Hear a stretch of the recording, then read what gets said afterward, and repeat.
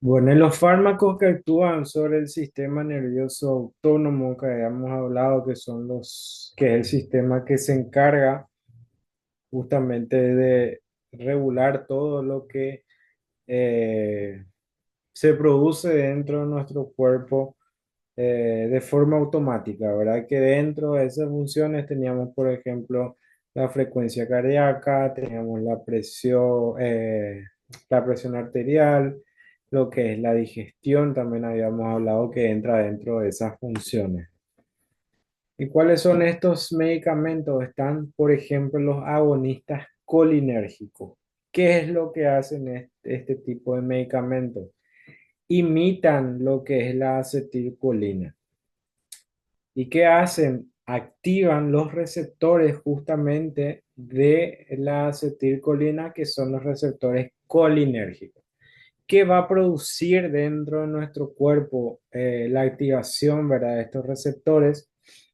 Va a hacer que disminuya lo que es la frecuencia cardíaca, es el ritmo cardíaco, es las veces que late nuestro corazón por minuto. Va a contraer el músculo liso, generalmente las vías respiratorias, también pueden ser intestinal y vejiga. Va a aumentar las secreciones glandulares, o sea, va a aumentar la secreción de fluido, ya sea de saliva, de la parte ocular. Va a producir la contracción del músculo esquelético, que se contraigan nuestros músculos. Y un ejemplo de este tipo de medicamentos es la pilocarpina, que justamente se utiliza cuando hay algún tipo de inconveniente, como por ejemplo hay sequedad, ya sea de la boca o también una disminución del fluido ocular, ¿verdad? Se suele utilizar este tipo de medicamentos. Luego están los antagonistas colinérgicos, que tienen una función inversa a los agonistas. ¿Qué van a hacer estos antagonistas colinérgicos? Van a bloquear la acción de la acetilcolina. Los agonistas colinérgicos simulaban el efecto y estos bloquean el efecto. Un ejemplo es la atropina. Las acciones son y van a ser inversas a los agonistas. Entonces, como los agonistas disminuían la frecuencia cardíaca, los antagonistas, que van a hacer, van a aumentar la frecuencia cardíaca. Los agonistas producían la contracción del músculo liso. Los antagonistas relajan el músculo liso. Los agonistas aumentaban la producción de secreciones, los antagonistas van a disminuir. Entonces son efectos inversos, ¿verdad? También pueden llegar a tener efectos sobre lo que es el sistema nervioso central, como somnolencia, agitación, algún tipo de alucinación también podría ser. Luego están los alcaloides naturales, que son compuestos orgánicos, ¿verdad? Que tienen generalmente nitrógeno en lo que es su estructura química, y generalmente, como son naturales, provienen principalmente de las plantas. Son bases débiles, tienen una actividad biológica. Muchos de los fármacos, como por ejemplo la morfina, la atropina, la quinina, hay otros que son tóxicos, como la estricnina, ¿verdad? Y otros que son tradicionales, como por ejemplo la nicotina, la cocaína, la cafeína, también son todos alcaloides naturales.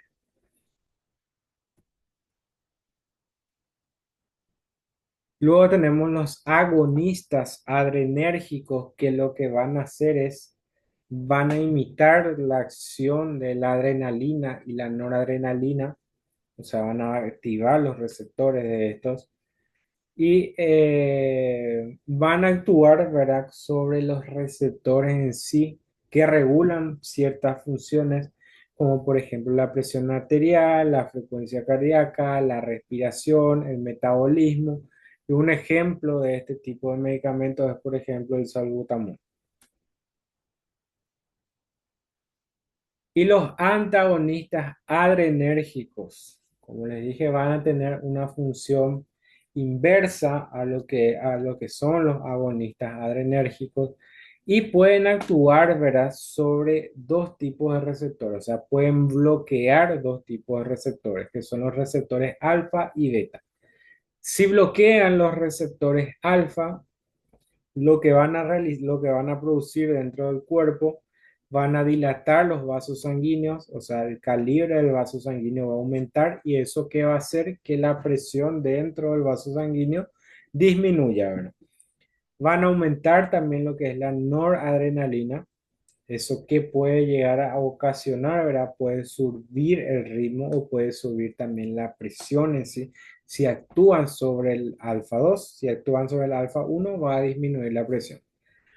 La fentolamina es, por ejemplo, uno de los ejemplos principales de este tipo de medicamentos.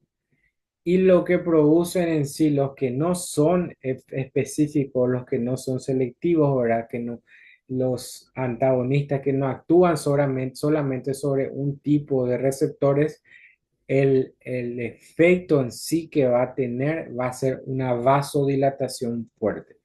Vasodilatación, como le dije hace rato, lo que va a producir es que aumente el tamaño de los vasos sanguíneos. Eso va a hacer que caiga lo que es la presión arterial.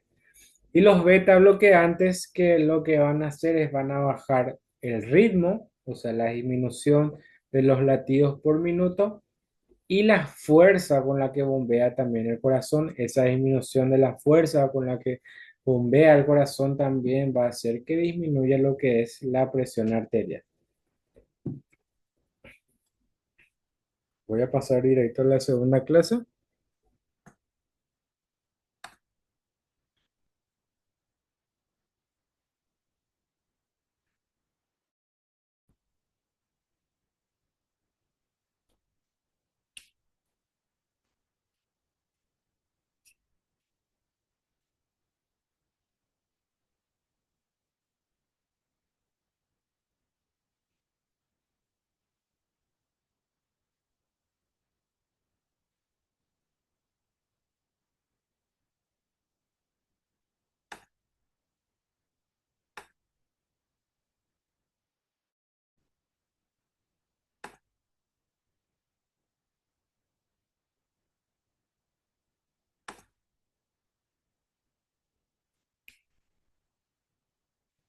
Bueno, por lo que es el sistema nervioso periférico. Ahora vamos a hablar cortito de lo que es el sistema nervioso central, de los fármacos que estimulan este sistema nervioso central, que son sustancias que aumentan lo que es la actividad cerebral, lo que puede llegar a resultar en un incremento, por ejemplo, del estado de alerta, de la energía, de la atención. Y en algunos casos también, como por ejemplo de algunas drogas de abuso, puede llegar también a ocasionar alteraciones de lo que es la percepción, ¿verdad? O sea, uno no va a distinguir qué es real, qué no es real, puede llegar a tener algún tipo de alucinaciones y según pueden clasificarse en diversos grupos según lo que es el mecanismo de acción principal y los efectos en sí, ¿verdad? Que pueden llegar a producir. Los primeros que vamos a hablar son los estimulantes psicomotores y simpático-miméticos, que lo que hacen este tipo de fármacos aumentan la actividad de las monoaminas, que los más comunes son la dopamina, la norepinefrina y la serotonina, que habíamos hablado en la primera parte de la clase, que eran neurotransmisores que participaban en el humor, en la norepinefrina, por ejemplo, actúa en el estado de alerta o lucha, la serotonina también actúa en lo que es el humor en el cerebro, lo que va a llevar a un incremento en sí, ¿verdad? De lo que es la excitación, el estado de alerta y la actividad psicomotora también, porque habíamos hablado que la dopamina, además de participar un poco en lo que es el placer, el humor en sí, tiene también una función en lo que es la parte motora en sí del cuerpo. Generalmente se utilizan para tratar trastornos como el TDAH y la narcolepsia, pero también son objeto de abuso en sí, ¿verdad? Debido a los efectos euforizantes, ¿verdad? Que va a llegar a tener una persona. Las acciones de este tipo de medicamentos van a producir un aumento de lo que es el estado de alerta y vigilia. ¿Eso que va a producir en el cuerpo? Una reducción de lo que es la fatiga y la somnolencia, o sea, una persona va a estar mucho más despierta, va a mejorar lo que es la concentración y la atención, va a aumentar la capacidad de la mente para enfocarse. El incremento de la energía y la actividad motora también provocan una sensación de mayor vitalidad y pueden llevar a lo que es la inquietud inclusive. Pueden llegar a generar euforia, y es una sensación de bienestar intenso, ¿verdad? Y de alegría también. Una disminución de lo que es el apetito. Pueden llegar también a tener efectos de la parte cardiovascular, un aumento de la frecuencia cardíaca, lo que es la presión arterial también. Y la estimulación sexual también pueden llegar a aumentar lo que es la excitación sexual. Los mecanismos de acción, algunos ejemplos están, por ejemplo, las anfetaminas, que tienen múltiples mecanismos de acción. Y lo que hacen este tipo de medicamentos o de este tipo de droga, van a bloquear la recaptación de los neurotransmisores. eh, y eso que va a hacer que en el momento que se produzca un estímulo, se liberan los neurotransmisores. Cierta cantidad de neurotransmisores es la que agarra, la que capta la neurona siguiente, y hay otras cantidades, ¿verdad? De neurotransmisores que se degradan o que vuelven a la neurona que originó el impulso. Pero ¿qué pasa con este tipo de drogas? Lo que hacen es evitan esa recaptación y también hacen que ciertas enzimas que degradan ese exceso de neurotransmisores no actúen. Entonces hay una acumulación muy grande de esos neurotransmisores que se va a ir captando y captando y captando, lo que va a hacer que la sensación en sí sea más fuerte, o sea más intensa y que dure también mucho más, ¿verdad? Que es lo que hace, ¿verdad? Que una persona llegue a tener cierta adicción, ¿verdad? Esa sensación de bienestar también que está teniendo. Luego está la cocaína, que actúa como un simpático mimético. ¿Qué es lo que hace? Va a inhibir los transportadores de noradrenalina y de dopamina. Estos transportadores, ¿qué es lo que hacen? Como les dije hace rato, llevan ese exceso de neurotransmisores de vuelta a la neurona que produjo el impulso. Entonces, al inhibir estos transportadores, se queda mucha más concentración de neurotransmisores para que se pueda seguir utilizando y para que así el efecto en sí dure mucho más y sea mucho más intenso, ¿verdad? Esa sensación de placer. La efedrina, la pseudoefedrina también, que generalmente se utilizan en muchos descongestionantes nasales, tienen propiedades también que estimulan lo que es el sistema nervioso central. La cafeína, que también es un estimulante suave que bloquean los receptores de adenosina. Los receptores de adenosina, generalmente la adenosina es una sustancia que se acumula, a medida que se acumula uno va a tener esa sensación de cansancio, ¿verdad? Y a bloquear esto, ¿verdad? Uno eh, tiene esa sensación de que está más despierto. Y la nicotina también, ¿verdad? Que es un estimulante que está presente en lo que es el tabaco. Luego están los alucinógenos o drogas perturbadoras, ¿verdad? Que son sustancias que causan alteraciones en sí, en la percepción de la realidad, ya sea también en el pensamiento, el ánimo y en todas las sensaciones en sí que una persona está teniendo. No necesariamente van a estimular en el sentido de aumentar algo, ¿verdad? Alguna actividad, sino que van a perturbar en sí o distorsionar la función cerebral. ¿Qué va a causar eso? ¿A qué nos va a llevar eso? A llegar a tener alucinaciones, experiencias sensoriales que pueden llegar a parecer normales, pero no son. Puede, qué sé yo, ver algo que no existe, o escuchar algo, ¿verdad? O sentir algo, ¿verdad? Que no está. Distorsión de lo que es la percepción, alteración en lo que es la percepción del tiempo, el espacio, los objetos. Podemos ver un objeto que está acá cerquita, podemos ver que está a metros de distancia, o vemos nuestra mano más chiquita o más grande, o vemos el cuerpo de una persona con la cabeza más grande, con la cabeza más chica, el cuerpo más grande, el cuerpo más chico.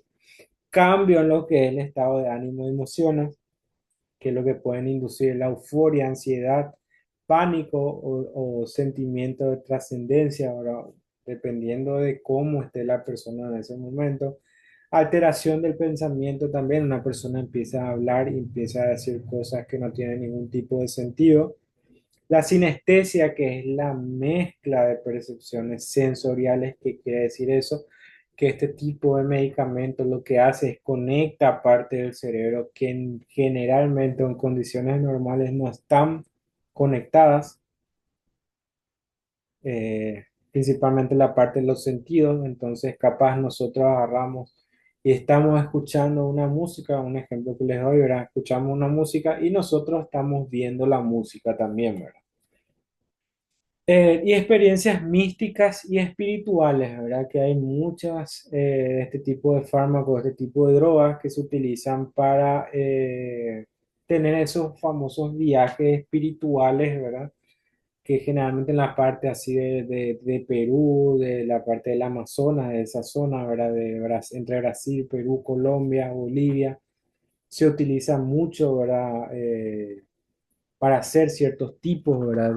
De rituales. Ratito. También si llegaron a ver, por ejemplo,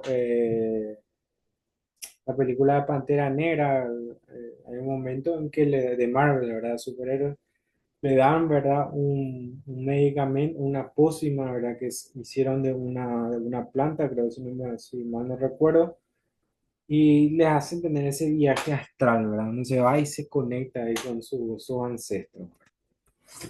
No está del todo errado, ¿verdad? Esa parte de lo.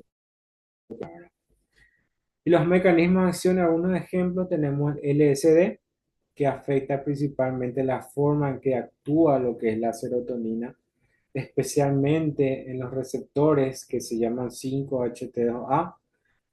Y la serotonina, nosotros habíamos hablado, que participa un poco en lo que es el humor.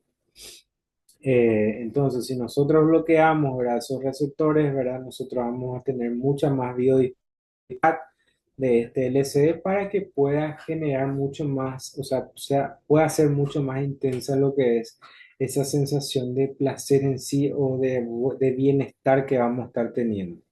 Luego está la psilocibina, que se genera en un hongo, ¿verdad? Se saca de un hongo que se metaboliza en psilocina, ¿verdad? Que justamente actúa son los receptores de serotonina y que en una cierta cantidad, una cierta concentración, puede llegar a ser o es alucinógeno, ¿verdad? Que justamente se utiliza, ¿verdad? Para realizar este tipo de rituales, ¿verdad? Donde uno tiene ese tipo de viajes, ¿verdad? Luego está también el éxtasis, ¿verdad? Que también posee propiedades estimulantes, también se puede clasificar como un alucinógeno. Provoca lo que es la liberación de serotonina, de dopamina y la norepinefrina, y bloquea lo que es la recaptación de estos neurotransmisores, entonces hace que quede mucho más biodisponibilidad para que el efecto en sí, ¿verdad? Esa sensación sea mucho más intensa y mucho más duradera. Otro ejemplo está la DMT, que es la ketamina, y la ketamina, por ejemplo, es un anestésico disociativo que se utiliza, ¿verdad? En dosis recreativa, o sea, sí que si se utiliza en dosis recreativa, ¿verdad? Puede llegar a tener esos efectos alucinógenos.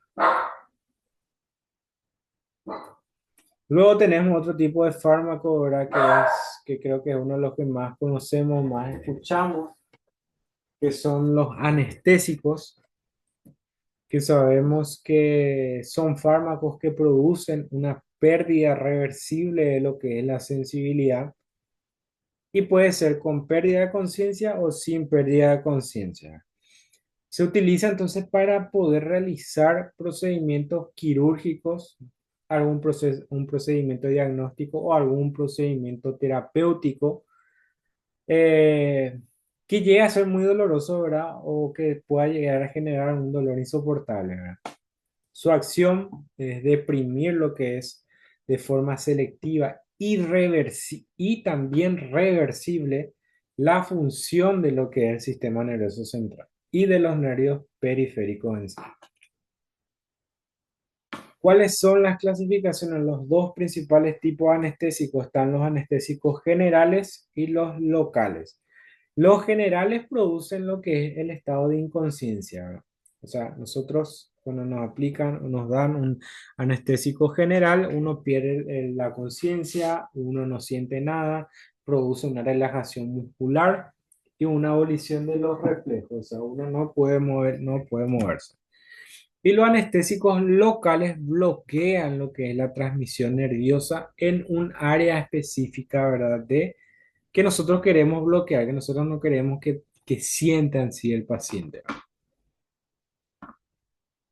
Las acciones en sí o cómo actúan los anestésicos generales generalmente implican la modulación de los canales iónicos y también modulan lo que es la actividad de neurotransmisores inhibidores que nosotros habíamos hablado al comienzo cuando hablamos de los neurotransmisores, que el principal era el neurotransmisor GABA, que es el ácido gamma aminobutírico, que, que actúa en lo que es la calma o la relajación o la depresión de lo que es el sistema nervioso. Prácticamente apaga el sistema nervioso, o sea, la activación de este neurotransmisor va a hacer que prácticamente nuestro sistema nervioso se apague. ¿Y qué va a producir? Una inconsciencia, o sea, una depresión de la corteza cerebral, analgesia, no vamos a sentir dolor, amnesia, pérdida de la memoria, ¿verdad? De todo lo que ocurre en ese momento, la relajación muscular y la supresión de los reflejos. Están los inhalatorios, sevoflurano, desflurano, isoflurano, alotano, los gases, está el óxido nitroso, que es el óxido nitroso fue el primer anestésico que se utilizó. Los intravenosos también tenemos el propofol, tiopental, la ketamina también. Y luego tenemos los anestésicos locales, que lo que hacen los anestésicos locales van a bloquear en sí la conducción de los impulsos nerviosos en las fibras nerviosas, van a cortar la transmisión, ¿verdad? De los impulsos en una zona específica en sí. ¿Cuáles son los ejemplos? Por ejemplo, el más común y el que seguramente alguna vez en nuestra vida habremos usado es la lidocaína, que generalmente se utiliza, qué sé yo, cuando le van a, eh, en mi caso al menos cuando era chico usaban cuando me iban a sacar un pique y cosas así, ¿verdad? Entonces se colocaba un poco lo que es la lidocaína.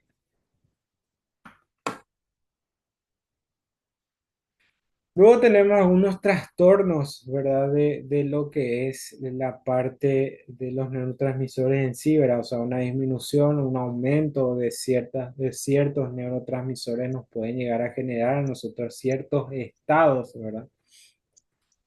Eh, por ejemplo, uno de los principales estados, ¿verdad? Donde nosotros podemos llegar a estar es la depresión. La depresión o trastorno depresivo mayor es un trastorno del estado de ánimo, ¿verdad? Que se caracteriza por una tristeza persistente y una pérdida de placer o de interés en las actividades que nosotros realizamos cotidianamente o en cosas, ¿verdad? Que a nosotros capaz antes nos gustaba, qué sé yo, antes nosotros podíamos ver tranquilamente una serie, veíamos dos, tres capítulos, hoy ya no podemos ver, ¿verdad? Vemos 10 minutos, ya no nos gusta o no podemos concentrarnos, o no podemos, o sea, perdemos la capacidad de disfrutar, ¿verdad? De las cosas que nos gustan, ¿verdad? Que se denomina anedonia.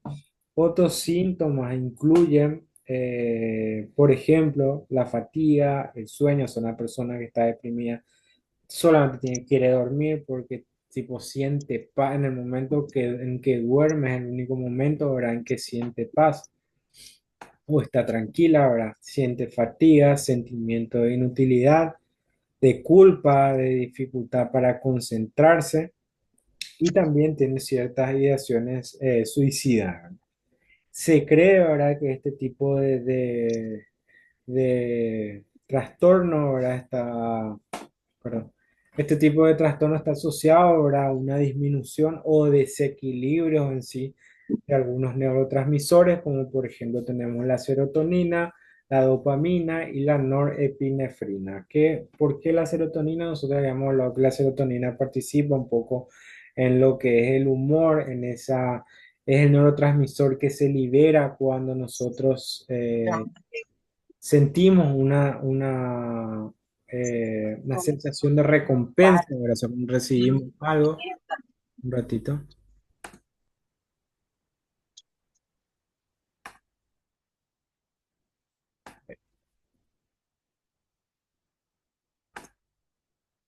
Cuando estamos ante una recompensa, nos regalan algo, esa sensación de bienestar que nosotros sentimos es debido, ¿verdad?, a lo que es la liberación de serotonina. Si nosotros tenemos una disminución, por ejemplo, de la serotonina, en el momento que nosotros nos regalen o hagamos algo, ¿verdad?, que en teoría a nosotros nos tiene que traer cierta satisfacción, no vamos a sentir, ¿verdad?, esa satisfacción. La dopamina lo mismo, participa un poco en lo que es el placer.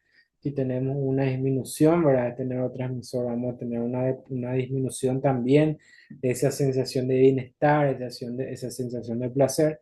Y la norepinefrina, ¿por qué? Porque la norepinefrina nosotros habíamos hablado que lo que hace es activar al cuerpo y dejarle en un estado de alerta o de lucha, o sea, le deja al organismo en un estado de estrés continuo. O sea, el cuerpo está alerta, el cuerpo y a la larga eso, ¿verdad? Ese estado de alerta constante, que es lo que le va a ocasionar al cuerpo en sí un desgaste, porque el cerebro en sí no está descansando, no se puede desconectar y eso va a ir desgastando y va a ir produciendo una disminución, ¿verdad?, de los demás, de la acción, ¿verdad?, de los demás neurotransmisores. Los fármacos son los inhibidores selectivos de la recaptación de serotonina, que lo que hacen este tipo de fármaco es bloquear justamente, como habíamos hablado hace rato, que se recapte la serotonina por la neurona que generó el impulso. Entonces, si nosotros evitamos esa recaptación, va a quedar mucho más serotonina en el momento del impulso. Entonces, esa serotonina se va a poder utilizar y va a aumentar así el efecto y también la duración en sí del efecto de ese neurotransmisor. Luego están los inhibidores de la recaptación de serotonina y norepinefrina, que también bloquean y generan ese mismo efecto, ¿verdad? El aumento, ¿verdad?, de estos neurotransmisores, que va a aumentar lo que es la sensación y va a intensificar el tiempo también, o sea, va a aumentar también el tiempo. Los antidepresivos tricíclicos, que bloquean lo que es la recaptación de norepinefrina y la serotonina, que lo mismo, ¿verdad? Van a generar todos estos medicamentos o el foco en sí, ¿verdad?, de acción, ¿verdad?, que tienen todos estos medicamentos, va a ser, ¿verdad?, de aumentar la biodisponibilidad en sí, ¿verdad? Ya sea inhibiendo lo que es la recaptación por la neurona que generó el impulso, o como dice también abajo, los inhibidores de la monoxidaza van a inhibir ciertas enzimas que degradan ese exceso de neurotransmisores y al inhibir esas enzimas que destruyen los neurotransmisores, va a hacer que la biodisponibilidad de ese neurotransmisor aumente, o sea, que aumente en sí, y eso va a hacer que los efectos aumenten, los efectos como también la duración en sí. Estos son los ejemplos, ¿verdad? Algunos tipos de medicamentos. Y luego está el trastorno bipolar, que anteriormente era conocido como trastorno psicosis maníaco-depresiva. Es un trastorno en lo que es el estado de ánimo. Y la característica que tiene este tipo de trastorno es que hay oscilaciones en lo que es en el estado de ánimo. En un momento una persona está feliz, después de repente puede eh, estar triste o puede enojarse, o sea, hace picos, ¿verdad? De distintos tipos de estado de ánimo. También puede llegar a generar episodios maníacos que se asocian con la euforia, aumento de energía, disminución de lo que es la necesidad de sueño, el pensamiento acelerado y los episodios en sí depresivos son similares a lo que es el trastorno depresivo mayor, que es la depresión en sí. Entonces, una de las diferencias principales que tiene este tipo de trastorno con el trastorno bipolar con la depresión es que en la depresión uno pierde totalmente la capacidad, ¿verdad?, de sentir así placer, de sentir alegría. Y en el trastorno bipolar, sin embargo, uno tiene picos en donde está muy feliz de repente, después puede llegar a estar muy triste o puede estar se puede estar muy enfocado en algún momento, puede estar muy enojado en otro momento, o sea, tiene pico, tiene oscilaciones de los distintos tipos de estado de ánimo. ¿Cuáles son los fármacos que se utilizan? Generalmente se trata también con los antidepresivos que justamente se utilizan para poder evitar, ¿verdad?, que fluctúe esa biodisponibilidad, que haya esos cambios bruscos, ¿verdad?, de la biodisponibilidad de los distintos neurotransmisores. Luego están también otros estabilizadores de estado de ánimo, como por ejemplo el litio o el proato, la carbamazepina, ¿verdad?, que estabilizan un poco la cantidad de los neurotransmisores que se van a ir liberando en ciertos momentos. Y los antipsicóticos atípicos como la quetiapina, ¿verdad?, que también se utilizan un poco para controlar, ¿verdad?, los episodios, ¿verdad?, que no se libere de golpe tantos neurotransmisores o que en algún momento dado no se libere demasiado poco de esos neurotransmisores, entonces evitar esas fluctuaciones y esos picos, ¿verdad?, que uno va teniendo, ya sea pico positivo o pico negativo en sí. Y luego tenemos la esquizofrenia. Cuando hablamos nosotros de esquizofrenia, es un trastorno mental grave, crónico, que afecta la forma en lo que una persona piensa, siente, se comporta. ¿Y qué es lo que pasa o qué es lo que le pasa a una persona con esquizofrenia? Se caracteriza por una distorsión en lo que es la realidad. Bueno, yo creo que vamos a dejar hasta acá porque ya está por terminar esta reunión. Y vamos a continuar, la próxima clase vamos a continuar a partir de esquizofrenia. No sé si tienen preguntas sobre el examen de hoy. Son 15 preguntitas, o sea, no, todo selección múltiple y no es lo para nada difícil.